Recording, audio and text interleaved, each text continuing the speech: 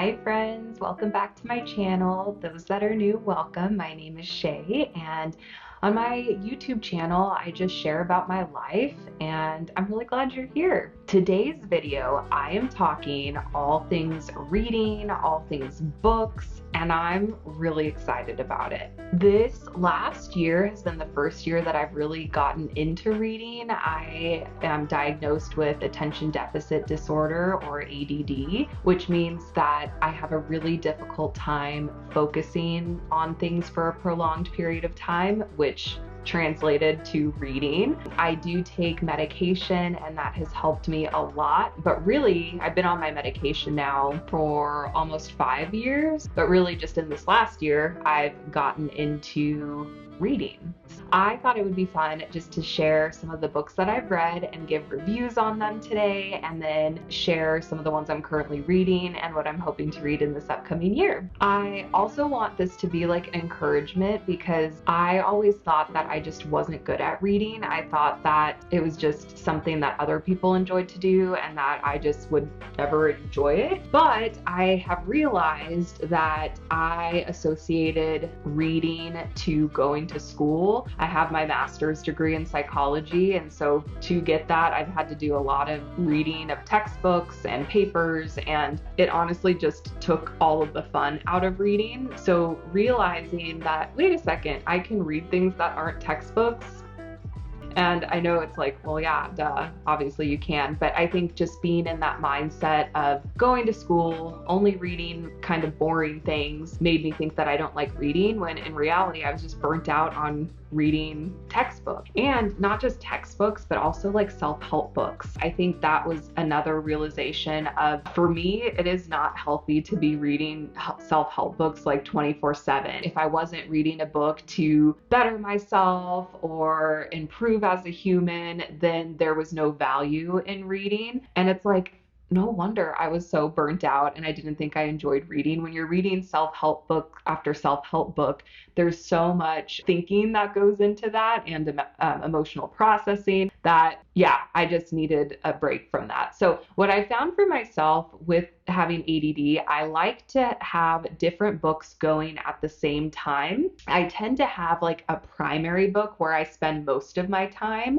but if I'm still wanting to read, but maybe I kind of need a break from the book I'm reading, I have other books that are kind of in process that I choose from. So in that kind of rotation, it seems like fiction tends to be my primary books, where those are the ones that I'm just really enjoying right now, where I just get to escape and learn in a different kind of way, because you're learning about your life through the stories that are being told, or at least that's how I apply reading. I will sometimes have like a self-help book in rotation where it takes me kind of a while to read through it and look through it, and I feel really good about doing it that way, and just kind of having those self-help books be more background to my main reading that I'm doing. I'm gonna go down and look at my Goodreads account. I love tracking things on Goodreads. I think it's really a fun way to feel like accomplished for the stuff that you've read. It's basically like a social media platform all for reading and books. So this year, my first book that I started with was Verity by Colleen Hoover. And this was a recommendation from Steph Pace. She gave a lot of really good book recommendations that really helped me as I was starting this new adventure of reading. So I gave that book a 5 out of 5 stars. And I think partially it's because I might have rated it a bit higher because it was like the first book that actually kept my attention, where I actually finished it. But I did really enjoy it. So it's about a woman who gets hired to be a ghostwriter to complete a book series by another author who was like in an accident, and she like couldn't write anymore, she couldn't walk anymore, and had to have like 24/7 care. And so she actually goes and lives at this woman's house. The new writer lives at the old writer's house, where her husband, and did she have kids? I think she had kids. I'm trying to remember now. But she goes and lives there to work in the previous author's study, so she can look at her books and do all of that. And it's definitely like a page turner. I think I read it within like a few days, and just kind of like suspense, kind of some like spicy pieces, like romance kind of stuff. And it was a really enjoyable read, and it had a fun twist at the end. And that's something I'm learning with reading. I have always been someone where I already know what's going to happen in a lot of like shows and movies before it ever happens. It's very rare that I'm surprised by endings. Even with ones that have a twist, I can usually see them coming. With that one, I didn't see that one coming. That was really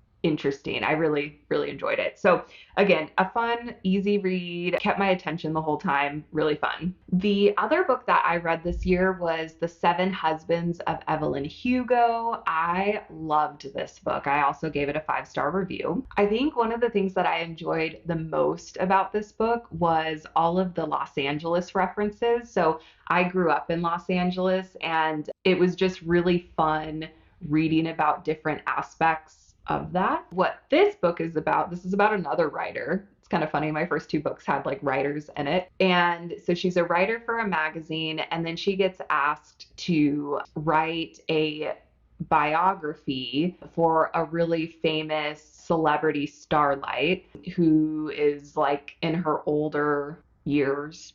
I don't know, she's like an older woman now, recounting her years of youth back in Hollywood in like the 50s. So there's like 2 plots happening. You have the main plot of the writer writing the biography for this woman and the dynamics and relationships in that plot. But then you also have the underlying plot of the lady's biography of what her life was like. And she's like very famous for having 7 husbands, and that's always been like her claim to fame. And so it was really fun. I feel like how the writer really played on that Hollywood theme of not everything is as it seems. It can look one way on the outside, but behind the scenes, it's very different. And so I just thought the intentionality with all of that was really cool, and I really, really enjoyed it. So there were parts that I laughed, parts that I cried. Like it was just really, really well done. So definitely give that one a read. I enjoyed it. So Keepsake was a book that I found at a secondhand bookshop. And I think that's what's hard with starting to read for the first time, or starting to read like more books in my adult life. It's been interesting learning what to even look for, because in the beginning it felt really overwhelming going to bookstores or like secondhand bookstores. I'm like, I don't even know what I like, what I'm looking for. And it's kind of like dating, where it's like you just kind of sometimes have to try on books and see if they work. And the thing that I've given myself permission with and grace with is that if I am reading a book but I'm not enjoying it, even if I'm halfway through it, I do not force myself to finish it, where it's like, nope, this just isn't working, and I'm not going to force myself, because I want to read and have fun and enjoy it. And if I thought I would like a book, but then I end up not liking it, or maybe it's not the right season to read it, then I just stop. And that's been actually like really empowering to know like, oh yeah, I can do that. That's fine. So with this book, it's called Keepsake, and I found it at the secondhand bookshop. And so I just thought the cover was interesting. And then I kind of read the back. I was like, oh, I'll give it a try. So it's about a woman who has, I don't know if they classify it as a hoarding disorder now or hoarding tendencies. Not sure, but she has issues with hoarding things. And the main plot is about this woman who hoards things, and then her sister and that dynamic, but also the lady who hoards things, also the dynamic that she has with her 2 kids and her ex-husband. And it was really fascinating to me. Like I really enjoyed it, as far as like it was interesting seeing a fictional depiction of something that has been put on a reality show, like Hoarders. I thought the author did a really good job of making it very realistic, and the lady who hoards things, she's a very unlikable character. And it's funny reading some of the reviews, I saw that a lot of people didn't like the book because of that, but that's actually why I liked it, because it was real and authentic of like how situations like that are. So essentially what the book is about is this lady who lives by herself with her younger son. Her younger son, I think, breaks his arm or breaks his collarbone or something because, having piles of stuff everywhere, a pile of stuff falls on him, and that's how he hurts himself. And so that results in getting Child Protective Services called to do an evaluation of the house. And basically the mom is told, like, you have to clean all this stuff up or we're going to take your younger son away. That's basically what the whole story is of her trying to overcome those barriers, trying to clean stuff up, learning how she got there, learning about her mom who was who hoarded as well. So I just thought those dynamics were really interesting. It kind of like drug on towards the end where it was like, I feel like some of the stuff could have been cut out a bit because I was like, okay, like we get the point of it. Like let's move on here. So I gave it a 3 out of 5 stars. I do think it was really eye-opening to me in some of the past things that I've experienced as a child. It was very validating in certain ways with that. And so if you have had family members that have, again, I don't remember if it's considered to be a disorder, hoarding disorder, if they call it hoarding tendencies, whatever it is, it could be a really interesting book to read, I think. So I read The Silent Patient, and this was like a suspense thriller kind of mystery style book. This was another one that Steph Pace had recommended, and I don't know, I gave it a 3 out of 5 stars. I might have had like too high of expectations for it potentially. It was good and interesting. It was an interesting concept where this woman was accused of murdering her husband, and after he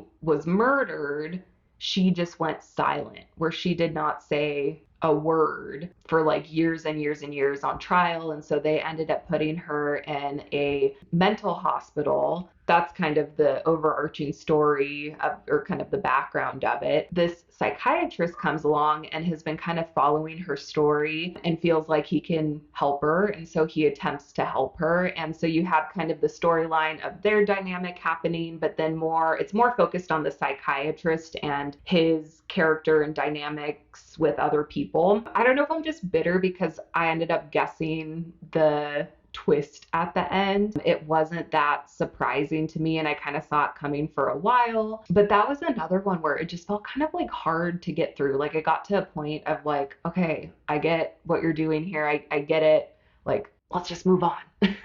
Where it's interesting because like with Verity, I would consider those books to be in the similar vein of like, suspense, thriller, mystery. You're not really sure what's going on, but I loved Verity. And Silent Patient, it was like, all right. So with that glowing review, I mean, it's an interesting read and an interesting concept, but maybe it just, I don't know, for whatever reason, it didn't hook me in the same way that I've heard other people review it. So this book was actually recommended to me by Lauren. So The Song of Achilles, anytime in the past when I've seen like Greek mythology or any type of mythology books, I'm always like, mainly because it always has seemed a bit lofty for me. And I feel like there's so much like history and context that you have to know in order to understand what's happening in mythological stories. But this one, Lauren was like, no, just try it. It's different. And I'm like, okay. But it was really good. I really liked it. I gave it a 4 out of 5 stars. The storyline it's told from a first person perspective. So somebody using the I pronoun, and he is he's considered a prince, and he accidentally like kills someone.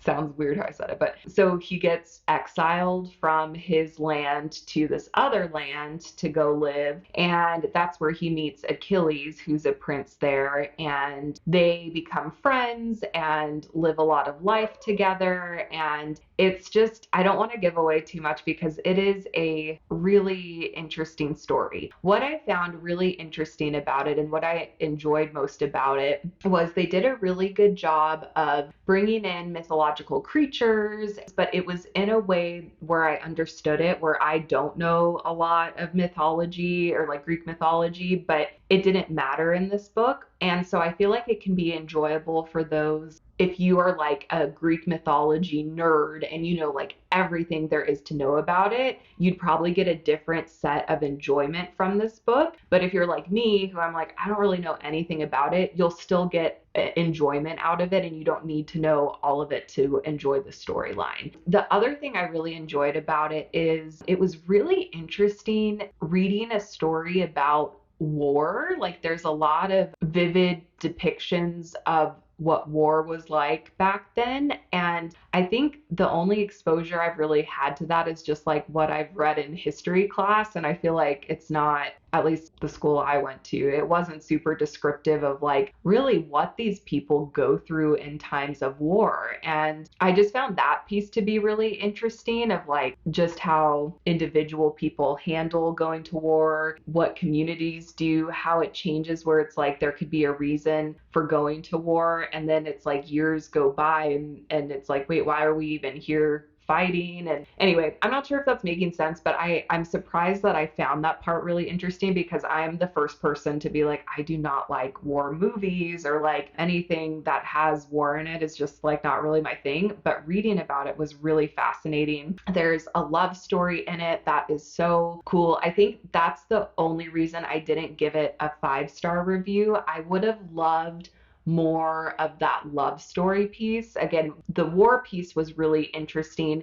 but I kind of wish that would have been cut down a little bit and the love piece would have been amplified a little bit. But I love love, so I'm sure other people would disagree with that. Definitely worth reading. Really, really enjoyed that one. So good pick, Lauren. I've also been listening to more audiobooks and I actually use an app called Hoopla. If you don't have Hoopla, I highly recommend it. I think most libraries participate. I live kind of in a smaller town and our library participates in it. So most likely yours does too. You just have to have a library card, but you can rent ebooks to read on your tablet or phone or whatever, but you can also rent audiobooks, which is so cool. So I rented Accidentally Amy, and that was a really fun listen. I started listening to it like around fall, and I feel like it's a really fun fall book to read or listen to. But this was like a stereotypical rom-com type of book. It would be considered open door, meaning that there were some like explicit sex scenes in it that were fun. I really liked the narrator's voice in that one where it felt very like comforting to listen to. And so I listened to that, you know, while driving or cooking or whatever, if I just kind of wanted to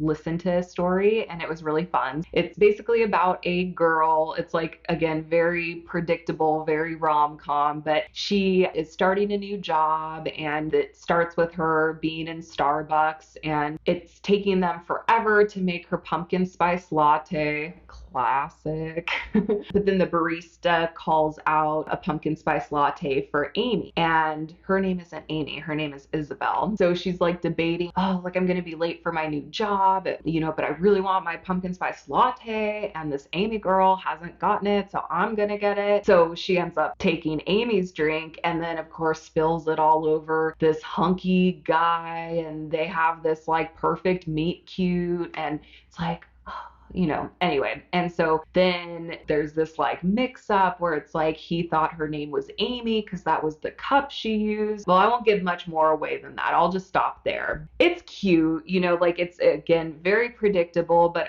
it made me laugh. Like I had fun listening to it. It was nice and easy, and I don't think predictability is a bad thing in books. It depends on what my goal and purpose is. So for like listening to a book while driving or cleaning the house, doing laundry, and I just want something easy and fun and enjoyable to listen to, rom-com books are perfect for me for that. So it was fun. I give it a 3 out of 5 stars, but it was definitely enjoyable. If you're like a rom-com fanatic, it might be like a higher rating, but it was fun. I really liked it. Another more romance, I think this maybe would be like romance young adult maybe, novel that I read was The Fine Print. This was another Steph Pace recommendation. So The Fine Print is a a series. I think they call it Dreamland Billionaire series. So it's the first one out of 3. The main plot of it is there's this $1 billion company called Dreamland, and it's basically Disneyland, but I know that they can't call it that because they'd get sued up the wazoo, I'm sure. It's like very similar to Disneyland Resort, like where there's different theme parks all over. There's merchandise, streaming services, like it's basically Disneyland, but they're calling it Dreamland. The man who started it all dies in the beginning, but he was an older guy and he had a good life. So it's not that sad. But in his will, he leaves, all that he created to his grandsons if they do a few things. So there are strings attached. So each of the grandsons has to do these specific things that the grandpa wanted them to do in order to inherit their inheritance. So with this first story, Rowan, the main character, has to go to one of the theme parks and redesign, or I can't remember exactly. He has to go somewhere that he doesn't really want to go. And then he meets a girl there, and it's kind of like one of those, they hate each other at first and then they grow to love each other, classic kind of rom-com type thing. But I really liked it. It was really a fun read, and I enjoyed the characters a lot. It was really fun, and it was open doors, so lots of good, spicy scenes that were fun. But I'm such a big like Disneyland fan. I think that's why I enjoyed it, where it was fun like listening to the business side of like theme parks. I don't know. I just really liked the concept of it. I thought it was really fun. So the other 2 books, I started on the second one, but I haven't gotten too far in it yet. But they're each about the different brothers. So this one was about Rowan. The second one is about Declan. And the third one is about the third brother. I don't remember his name. I'm having a hard time getting into the second one because I guess I'm just like really loyal to characters, where like it's hard now to try to like get into these 2 new characters. So I kind of like have put a pause on it where I started it, but I'm like, I'll get to it later. But I did really enjoy the first one, and I think that's why it's hard for me to read the second one, because it's not like a continuation on Rowan and Zara, the main characters of the first book. It's like a different story where they kind of come in and out. But it's like, I liked Rowan and Zara. Like, I don't want to leave them yet. I don't know if that makes sense, but fun series. I gave it a 4 out of 5 stars. Oh, The Storied Life of A.J. Fickery. I freaking loved this book. It was a short read and I loved it. It's about a bookstore owner who is widowed, and he lives in like a little, what do they call it, like kind of like a tourist town, like by the sea, by the ocean, where it's definitely very seasonal, where in the summertime it's busy. On the off season there's not a lot of things happening. I think what I loved about it is the author did such a great job of tying together like human connection and relationship dynamics, and it was just a really good story. It's kind of a long-term story where the story's told through a matter of like years, like I think maybe 20 years worth. And I think what I really liked about it, there's like a lot of encouraging parts, there's like sad parts to it, but I like how the author doesn't dwell on anything longer than it needs to. I feel with some books that are either really sad or even really happy, it's easy to spend a lot of time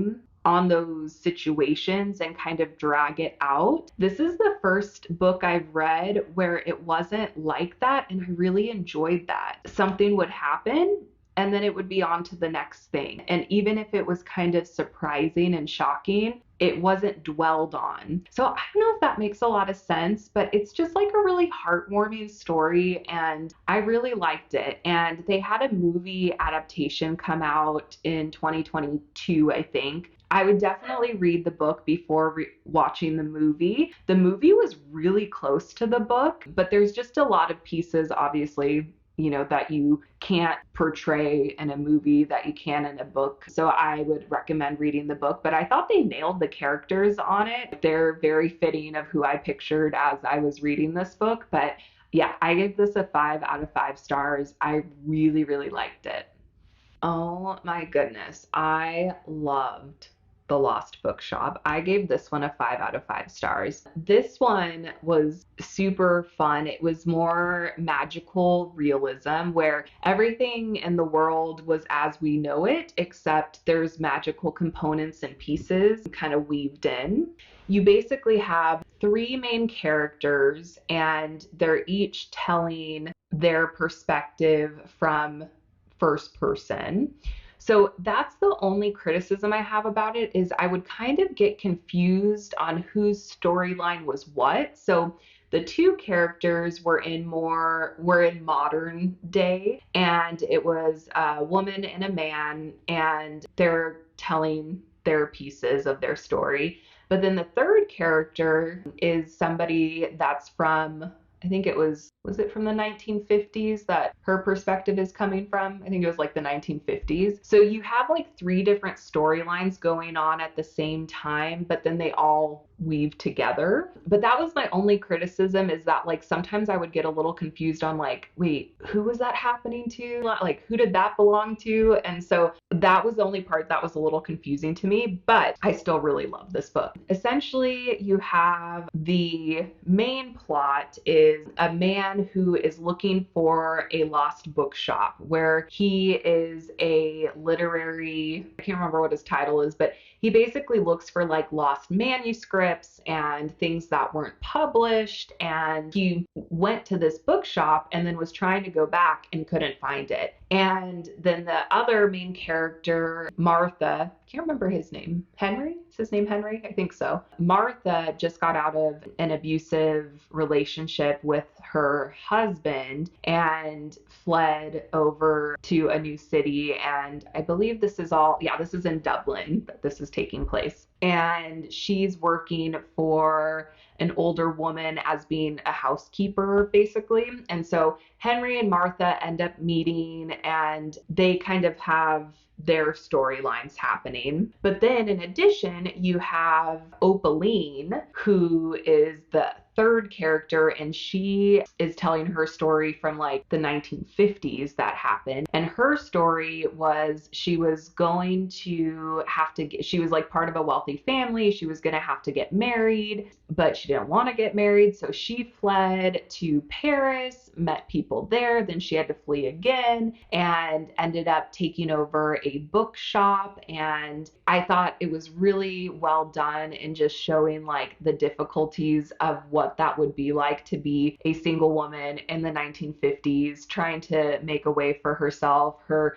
crazy brother keeps trying to track her down because he wants her to marry and she doesn't want to, blah, blah, blah. I feel like if I watched how I'm reviewing this, I wouldn't want to read this book, but I promise it was really good. I just feel like I'm having a hard time explaining it. So basically the mystery is, where is this lost bookshop? What's going on? There's some fun like twists and stuff at the end. And I don't know, it was just, again, really heartwarming and enjoyable to read. Again, I feel like how I'm describing it, I would watch this and be like, that is a book I do not want to read. But just trust me on this one. Like, if you want something that's just kind of warm and encouraging and fun, I would recommend this one. The thing I also enjoyed about this one, and also The Storied Life of A.J. Fickery, they gave a lot of book references. So someone like me, where I don't really know about books and I'm learning on like what I like and what I don't like, they make a lot of reference in both of those books of other books. And so that was really fun. As I was reading, I was like taking notes and adding things into Goodreads of like, ooh, that sounds interesting. Like I think I might want to read that. So it was kind of like educational in that way for me as well. Go look up somebody who like does better at reviewing books for The Lost Bookshop, because I feel like I did not serve it well, but it is a really good one. I really recommend it. The book I read after that one was The Push. This is another like psychological mystery. I don't know if it'd be considered like a thriller book, but definitely mystery. And it's about a woman. It's coming from the first person perspective, I think the majority of the time, but a woman who's married and she has a daughter, and she just like never feels a connection to this daughter. She always feels like they're on different wavelengths, like something's kind of off with her daughter, but like her husband doesn't really believe her. And then she ends up having another child, a son, and she feels a lot more connected to this child. And I won't give anything away, but it's very interesting from like a psychological perspective. This is another one similar to The Lost Bookshop, where you have two characters. Actually, you have three characters' stories that are kind of going on at the same time. And this one I got really confused with too, in a way of like, wait, who did that happen to, and how are they related? It's about mother-daughter relationships. And so it talks about the main character, the main mom, and her backstory. But then it also talks about her mom's background and backstory. But then it also talks about her grandma's backstory. And so that's where some of those things kind of got confused for me, of like, did that happen to the grandma or to the mom or to her? But it was just really interesting. I really thought it was a cool concept. There were a lot of themes around generational trauma and how that contributes to people's lives and the issues they experience. There was also this kind of theme about nurture versus nature. Are people born a certain way, or is that something that they learn over time, or can both exist? And then I think there's also the dynamic of, as the reader, have I been told the whole story, and like, who do I believe? Do I believe the mom who's narrating it, or was she not really telling the whole story, and was it something else? So there's lots of like room for interpretation, and I just found like the mother-daughter dynamics very interesting, and overall I thought it was a pretty interesting read. So I gave it a 4 out of 5. Again, mainly just because it confused me, and maybe it's just me, very possible, but it confused me like between the different mothers' stories. Like, I wish that could have been done maybe a little bit differently so I didn't get confused. But again, that could have just been me. Interesting story overall. I would give it a read. Okay, the last book. This one by far has been my most favorite book I've ever read, which isn't saying a lot because I haven't read a lot of things yet, but definitely favorite book this year, favorite book by far in total. I freaking loved this book, The Midnight Library. This is again another like magical realism. It gave me similar vibes to The Lost Bookshop, as far as like there's a lot of real aspects, but there's a lot of like magical fantasy kind of aspects as well. This one is about a woman. I think can't remember if she's like in her late 20s or mid 30s, early 30s, somewhere in there. And she is just like not happy with her life and just feels really depressed and doesn't really feel like there's many options for her. So she kind of decides more spur of the moment that she's going to die by suicide. So she overdoses or attempts to overdose. And in the process of that, she ends up at the Midnight Library. This is a place that is caught in between life and death. And she's given opportunities to live out different versions of her life that she feels like she missed out on. The concept basically is, once she's in a life that feels right, she can choose to stay there. Oh, I just loved this book. I feel like there's so many good life lessons in it, and it was just really, really good and well done. It was definitely one where like I saw the ending coming, but it didn't matter because I enjoyed the whole process of it. And it wasn't like I felt like, okay, come on, I know what's going to happen already, get there. That's kind of how I felt with The Silent Patient, where it was like, okay, I know where we're going with this. Like, let's just get on with it. That's not how I felt with The Midnight Library, because it was just like every portion of it had such richness and depth to it, to where I just enjoyed every second I was reading it. It was just really, really good. And I think it was really thought-provoking, because I mean, who doesn't sit and think like, oh, if I would have done, made different choices in my life, where would I be, or what would I be doing? It kind of like awakens that curiosity to think about that for yourself, which I think is interesting. And I think in the end just gave me a lot of gratitude of just like where I'm at in my life. And I just feel really grateful that this is the path that I'm on. And yeah, I just really liked it. So that was a really, really enjoyable one. So yeah, I mean, honestly, all of the books that I read, I really enjoyed, some more than others. I'm currently reading Pride and Prejudice. I feel like that's a classic one. It's so interesting to me because of Jane Austen being such a brave person to write something like this in the time that she lived in. Like, I think that is so cool. And so I'm excited to continue reading that one. And just, again, it's a classic. So I've been told, but I've never read it before. So I'm reading that one. Right now, I'm listening to It Happened One Summer. I've seen a lot of people talking about that one. That's another like rom-com book, and I've really enjoyed that one. It's been fun. It's about these two girls that go to a town in Washington as kind of like a punishment. They're coming from Los Angeles to this little town in Washington, and again, kind of like that dynamic of two people hating each other then growing to love each other. And I really like it though so far. It's fun, easy to listen to. I feel like there's a bit more depth than maybe like Accidentally Amy. This one seems to have a bit more depth and like character build around it. But yeah, I like that one so far. I think I'm about like halfway through. I'm also reading Mission Accomplished, a Club Alias novella set. This is basically like all erotic. That's like the main purpose of these like little short novellas. So that's been really fun to read and just to kind of see how this author depicts like sex scenes. I've liked that one too. I also started The Hobbit. I have not read any fantasy books like that.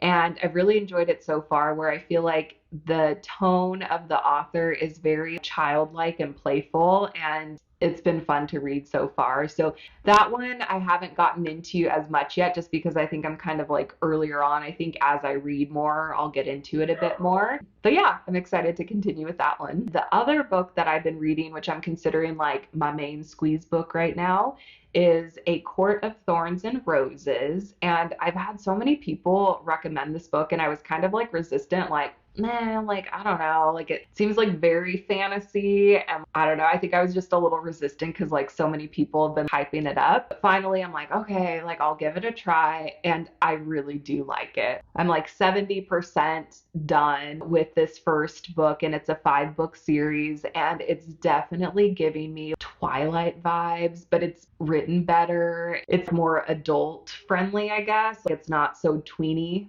feeling. I am really liking it. I would recommend it. It's hyped up for a reason. It is really good. I'm really enjoying it. And so I don't know if I'll go straight into the next book after this. I guess I have to see how it ends, this first one at least. But I'm definitely, I think, going to read the whole series. I'm really invested in the characters. I'm really enjoying that one. Essentially, what that one is about is Fair.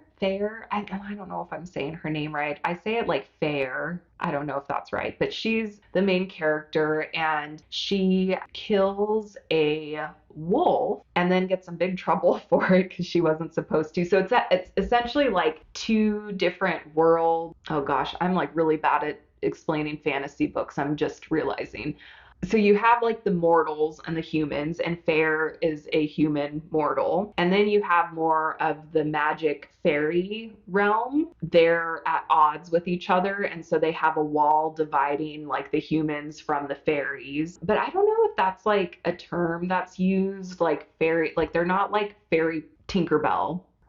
They're basically just like different creatures with magical abilities. So maybe that's just kind of more of a term that I'm not familiar with to describe like magical creatures, because it's like you have human type people who can morph into wolves and things like that. But then you do have like actual fairies with wings. But then you also have other creatures too. But they call them all fairies. So again, I'm like really bad at explaining this. Anyway, so Fair, she goes and kills this wolf, gets in trouble because it was a fairy that she killed. And like, there's a treaty where the humans and the fairies have to be nice and not kill each other. This other wolf comes and gets her and says that there's a treaty, and now Fair has to come live with him in his kingdom to pay penance for killing this other wolf. And so, again, if I were to be watching this, and I would be like, and this is why I think I didn't read this book, because I heard like descriptions and I read the back and I'm like, that is not something that I would be into, but it is really good. How can I convince myself? Like, if I was watching this, how can I convince myself that it would be something I would enjoy? I think what I enjoy about it is it's a good balance of magic and just like fun, creative imagination. There's like romance and some spicy parts within that. There's a lot of adventure and like twists and turns and things that I didn't see coming, which I think is fun. It's very Princess Bride vibes to me. There's just a little bit of everything. There's humor, there's playfulness, there's seriousness, there's darkness, there's gore a little bit. It's just like has everything. So I think that's a better, if I was watching this, that I think would intrigue me more. So I am really enjoying it, and I'm excited. I think this will be, I put in my goal for Goodreads to hit 12 books for this year. But again, I just started reading in like September, October. So I've been reading quite a few books, and this will be number 12 of 2023. So I'm excited to at least finish this one and probably start on another one before the end of the year is over. I hope you enjoyed my book reviews. I'm really excited to read more. I want to share more of what I'm reading. And I'm really excited because I'm not only reading these days, I'm also writing. So currently I am writing a novel called Obese, and it's a fictional story about a woman named Jillian who has the disease of obesity and lives in a larger body. And it's really describing just her life, and there's twists and turns in it, relational dynamics in it. And for those that maybe don't know, I had bariatric surgery or weight loss surgery in March of 2022. And since then, I've lost about 100 pounds. And I really wanted to write a story that served two different purposes. The first purpose is I want this story to be very validating for those that have the disease of obesity and those that have had the struggles that come with living in a larger body. I feel like growing up, it was always really sad and discouraging that I never saw main characters who had larger bodies that looked like mine. And so I really want this story to be validating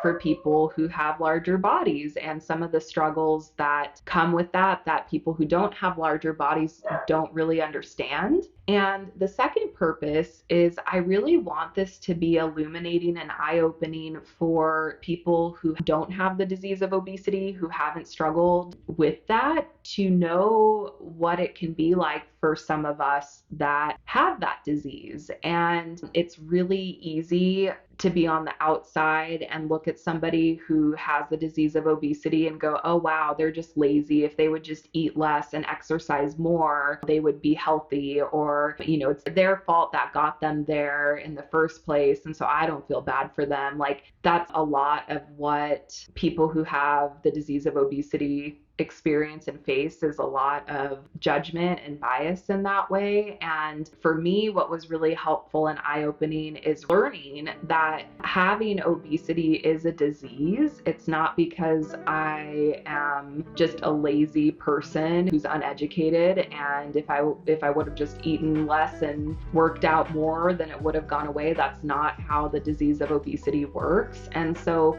I'm hopeful that I can just reach people with this story and just help people know that they're not alone. And I think that's something that as humans we're always striving for, is to feel like we're connected, to feel like we're not the only ones. And that's what I'm hoping to do with this book. If you are interested in it, you can read the prologue and first chapter that's available. And my goal is to have the book fully written by the end of 2024. And then I'll go down, publishing and what that looks like. And I'm just trying to take it a step at a time, but really excited for this adventure. I also just want to encourage you, like, I didn't think I was good at reading, and I never thought that I could be an author of a novel. And even if it doesn't go anywhere, like, I'm just really proud of myself for doing this. And really, the biggest thing that's standing in your way is probably you. And the second that you decide that you can do something and that you want more for your life is the second that starts. I've done a lot of work over the last few years of realizing my worth and, going to therapy and just doing a lot of work on myself to where I've made space now to actually do things that I want to do. And this is one of them. Follow along on my journey. I'll be updating you as I have more information. But yeah, I'm really excited for that. Thank you all for listening. Thank you for being here. Happy reading. Drop comments below. Give me good book suggestions. I'm always looking for new ideas. So yeah, what are your favorite books? I'd love to hear. All right, guys, have a good one. Bye.